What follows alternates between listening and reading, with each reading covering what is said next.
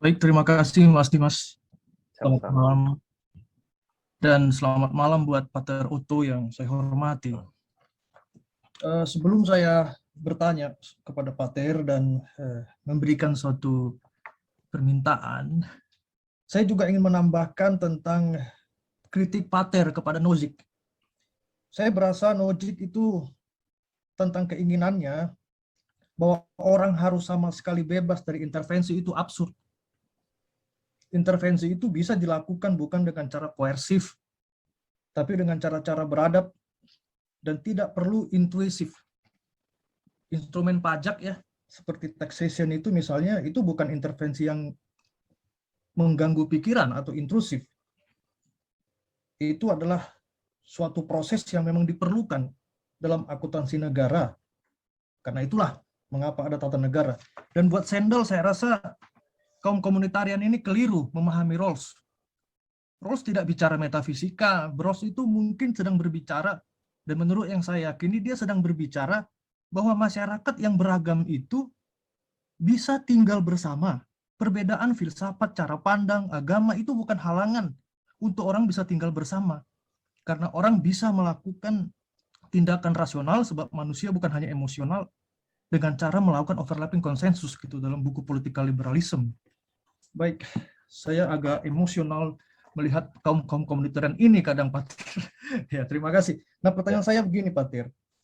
Tentu saja dalam proses yang dilakukan untuk menemukan prinsip-prinsip keadilan itu telah dijelaskan Pater dengan sangat baik ya. Ada kebebasan, ada ketidaksamaan hak, ada rasionalitas, ada. Nah, tapi itu kan adalah elemen-elemen yang diperlukan untuk masuk ke dalam proses deliberasi itu.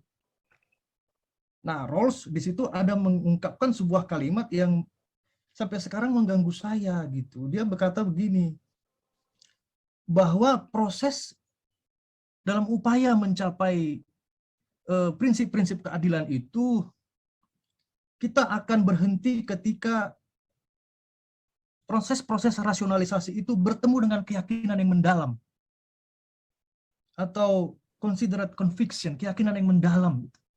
Saya kurang tahu apakah ini segar dalam ingatan Pater.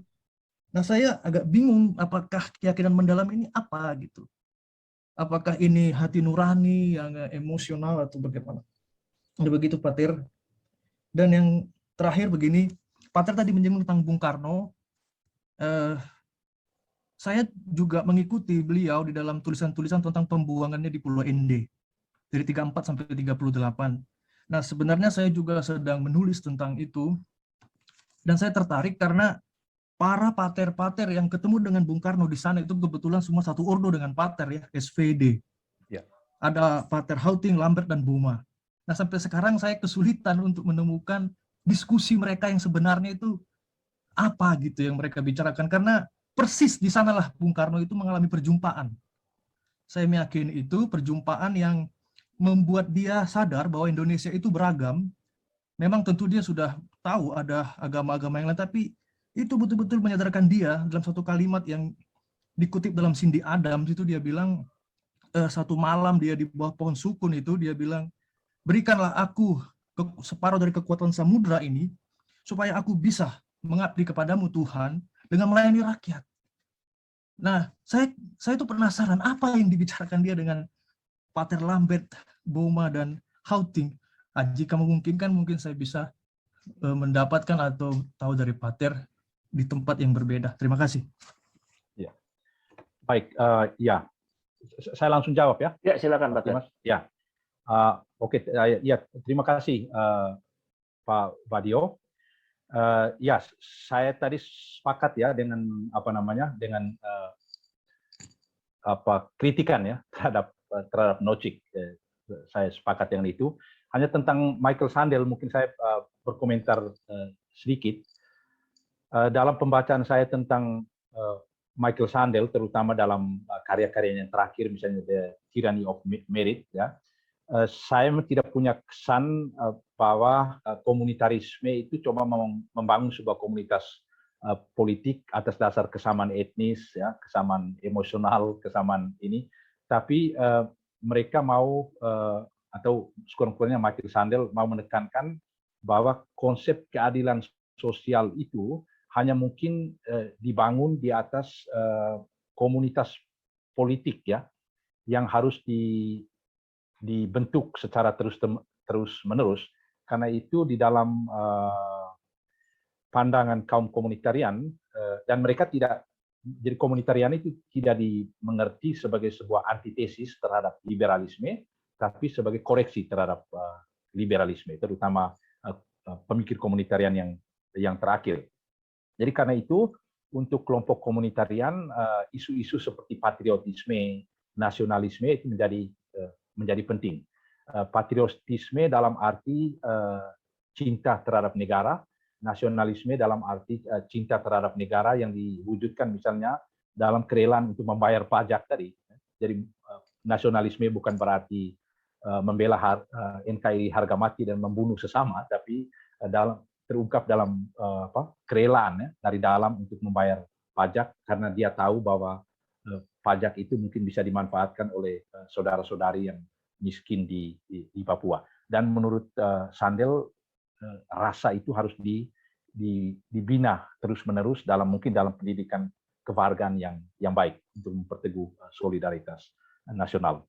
Kemudian tentang Soekarno, ya saya memang tidak pernah membaca atau belum sempat membaca karya-karyanya Boma, tapi nanti kalau saya dapat saya bisa informasikan kepada Pak Vadio. Tapi ada satu buku yang ditulis atau artikel yang ditulis oleh John Dami Mukese. Di situ dia mengutip perbincangan antara Soekarno dengan Boma.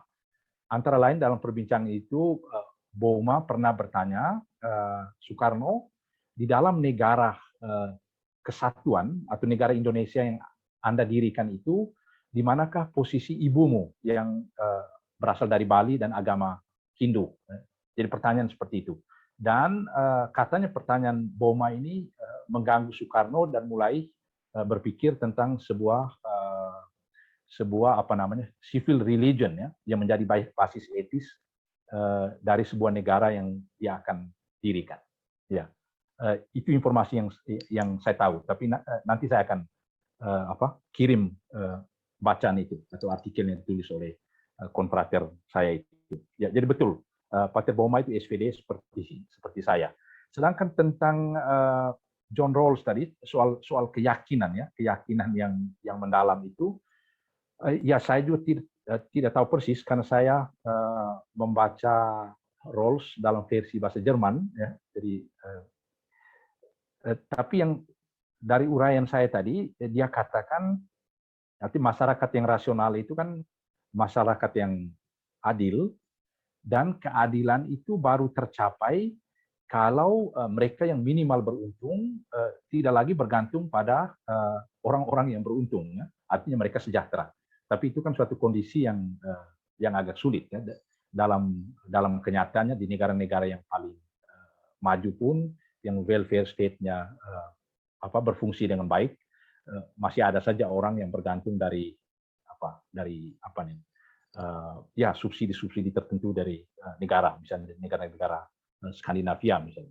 Saya kira tetap ada orang-orang yang hidupnya bergantung dari subsidi negara. Mungkin itu yang bisa saya tanggapi. Ya, jadi pertanyaan itu mungkin tidak bisa dijawab.